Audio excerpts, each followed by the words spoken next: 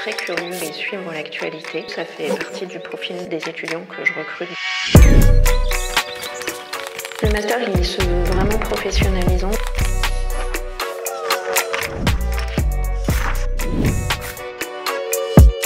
Le Master Market Access et Évaluation médico-économique de Paris-Saclay est un des masters de sciences du médicament. C'est un Master 2. Il s'adresse à des étudiants en pharmacie, économistes ou ingénieurs avec des profils variés. Et ce sont des étudiants qui vont s'orienter vers une carrière professionnelle dans le Market Access et les évaluations médico-économiques, c'est-à-dire tout ce qui est trait au prix et au remboursement des médicaments et des dispositifs médicaux en France et à l'étranger. Y a-t-il un sujet auquel tu aimerais sensibiliser tes futurs étudiants, Isabelle? Il faut être très curieux de tout et suivre l'actualité. Et du coup, ça fait partie du profil des étudiants que je recrute dans le master, se former au-delà des cours. Le master, il se veut vraiment professionnalisant. Moi, les deuxième et les troisième trimestres du master, il n'y a plus d'examen, il y a essentiellement des études de cas. On fait des cours délocalisés et on se rend dans différentes institutions ou auprès de laboratoires pour rencontrer les professionnels du secteur et pouvoir échanger avec eux directement sur leur lieu de travail. Alors, quel est ton plus beau souvenir lors de ta formation?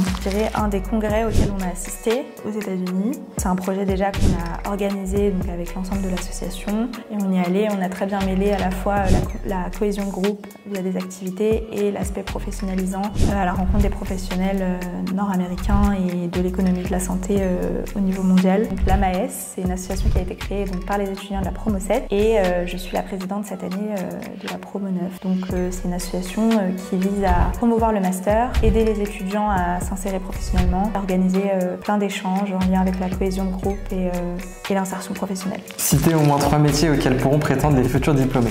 Dans les laboratoires, on peut travailler dans le domaine de l'accès au marché, comme on peut travailler dans le domaine de la médico-économie. On peut aussi avoir des débouchés au niveau des cabinets de conseil et on peut aussi avoir des débouchés au niveau des institutions publiques. Les étudiants qui sortent peuvent prétendre à un salaire autour de 45 000, 50 000 euros. Ça dépend un peu du secteur dans lequel ils vont travailler. En quoi est-ce un avantage de faire ce master en apprentissage? Le rythme d'alternance qui est sur 3 semaines, 4 semaines.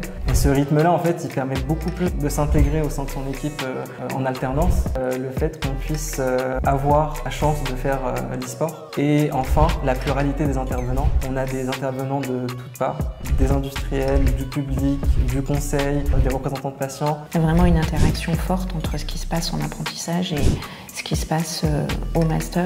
Donc pour moi, la formation en apprentissage, c'est un atout majeur de ce master et pour rien au monde, je reviendrai sur une formation sans apprentissage. C'est la partie la plus agréable de ton métier. Moi, j'aime beaucoup tout ce qui est en rapport avec la négociation de prix. Chaque partie prenante va essayer de mettre en avant ses arguments pour pouvoir à la fin avoir un consensus au niveau du prix négocié. C'est aussi ce qu'on a pu expérimenter quand on avait fait notre étude de cas. Ça ne peut se faire qu'à la fin de l'année, une fois que les étudiants ont atteint une certaine à la fois maturité professionnelle pour être capable de le faire, mais aussi une maturité un peu technique parce que c'est quand même pas des produits comme les autres.